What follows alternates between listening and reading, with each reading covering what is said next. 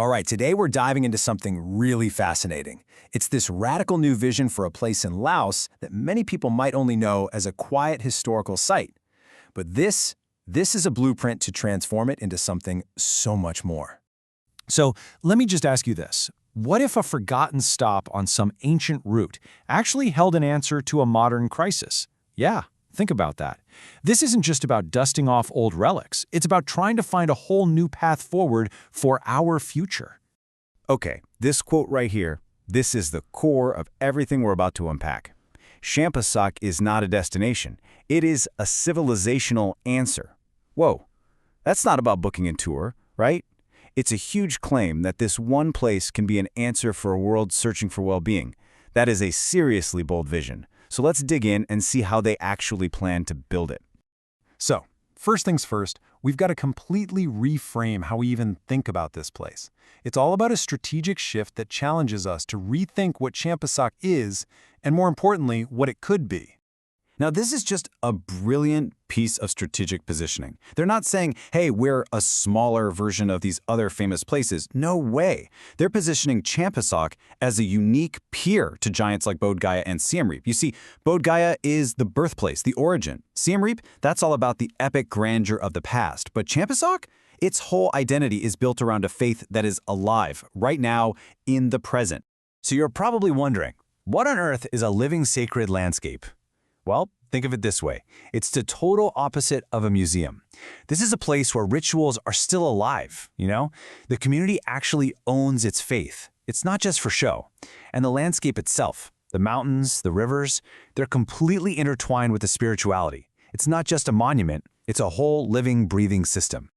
Okay, so that's the local identity, right? That's what makes Champasak special on the ground. But to live up to that huge claim of being a civilizational answer, it has to tap into something much bigger, something the whole world is searching for. And that, right there, is the global why of this whole thing. And let's be honest, there is a crisis. We're all feeling it, right? There's this global deficit in our physical, mental, and spiritual well-being. And to make things worse, the way we usually travel, mass tourism, it often just hollows out the very cultures we go to see.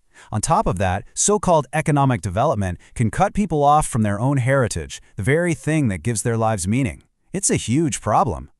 And this slide just lays it out perfectly. On one side, you've got the old model of tourism. It's all about mass market, just extracting value, and basically turning communities into objects.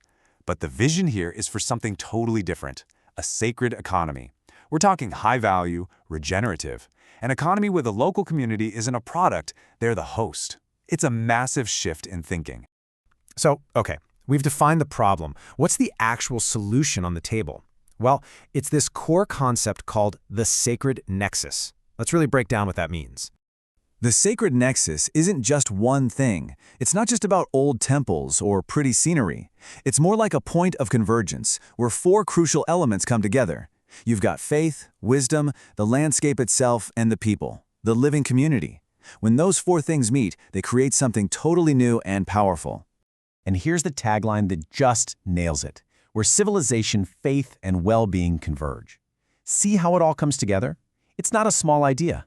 This is an incredibly ambitious and really holistic vision.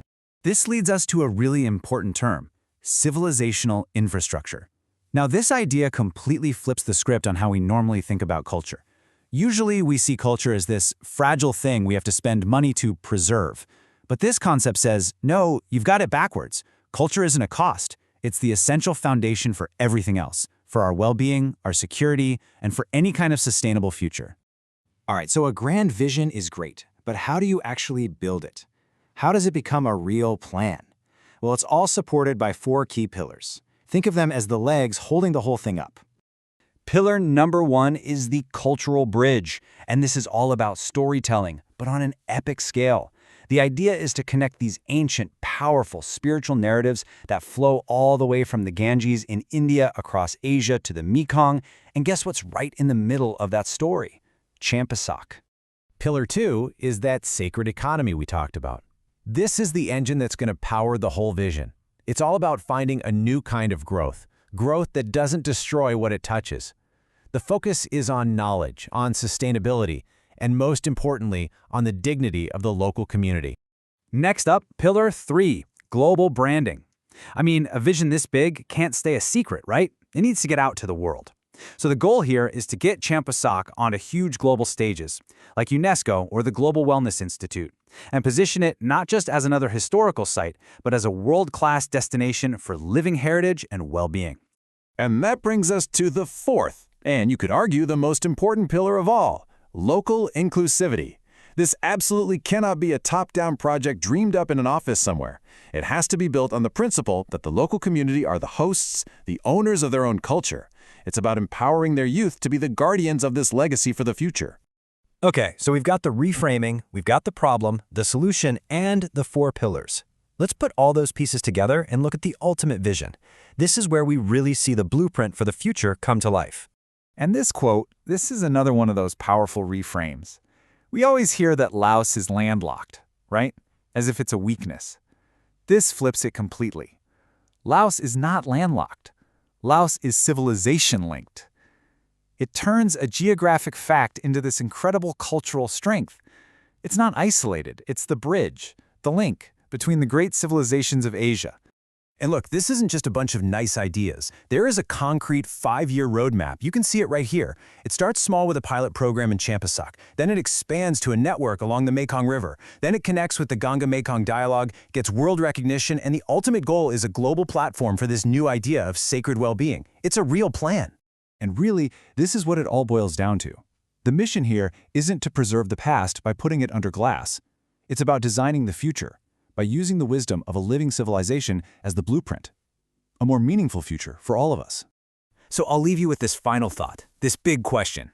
In our constant push for progress, for building the next big thing, is it possible that the future of our world, the answers we're desperately searching for, are found not in what we build, but in what we choose to remember?